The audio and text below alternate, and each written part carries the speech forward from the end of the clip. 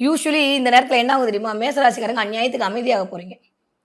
இயல்பாவே வந்து யார் எப்படி போனாலும் சரி, மேசராசிக்காரர் அமைதியாயிட்டா ஊரே அமைதியாயிடும். அந்த அளவுக்கு எப்ப பார்த்தாலும் சுறுசுறுப்பா, படபடப்பா ஏங்கிட்டு இருக்கவங்க திடீர்னு ஒரு மாரி சைலண்ட் ஆயிட்டாங்கன்னு வச்சுக்கோங்களேன். நம்மளுக்கு தெரியும் நம்ம பிளான் போட்டுட்டு இருக்கோம்னு, அடுத்தவங்களுக்கு புரியணும்ல. அதனால உங்களுடைய மௌனம் வீட்ல இருக்கவங்கள கொஞ்சம் தேவையில்லாம ஒரு டிஸ்டர்பன்ஸ்க்குள்ள, இல்ல உங்கள சுற்றி இருக்கவங்கள தேவையில்லாம ஒரு டிஸ்டர்பன்ஸ்க்குள்ள ஆட்படக்கூடிய டைமா இருக்கும். மனதை தேவையில்லாமல் சஞ்சலப்படுத்திக் கொள்ளாதீர்கள். இந்த நேரத்துல இந்த பிளானட்லாம் சேர்ந்து உங்களை அதற்கான நேரத்தை தான் தூண்டுகிறது. அதுல கொஞ்சம் கவனமா இருங்க.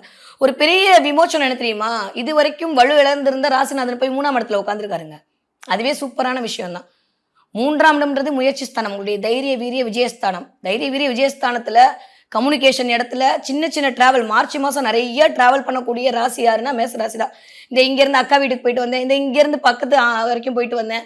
இங்கேருந்து நான் சும்மா துபாய்க்கு போயிட்டு வந்தேன். இங்கேருந்து ஆஸ்திரேலியா போயிட்டு வந்தேன். இந்த மாரியெல்லாம் வந்து சும்மா போயிட்டு வந்தேன் அப்படின்ற மாரி நெறைய டிராவல் பண்ணக்கூடிய நேரமாக மார்ச் மாதம் எனக்கு தெரிஞ்சு பிப்ரவரி மாசமே ஆரம்பிச்சிருக்கும். மார்ச் மாதம் இன்னுமே அது தொடரும். ஏன்னா ராசிநாதன் 3ஆம் இடத்துல உட்கார்ந்தார். 3ஆம் இடம்னால என்ன?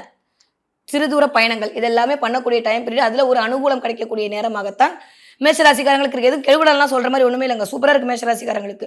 எதை பற்றியுமே கவலைப்பட்டுக் கொள்ள வேண்டிய அவசியமே இல்ல. குலதெய்வத்துடைய ஆகச்சிறந்த அருள் கிடைக்கக்கூடிய மாதமாக இருக்கு.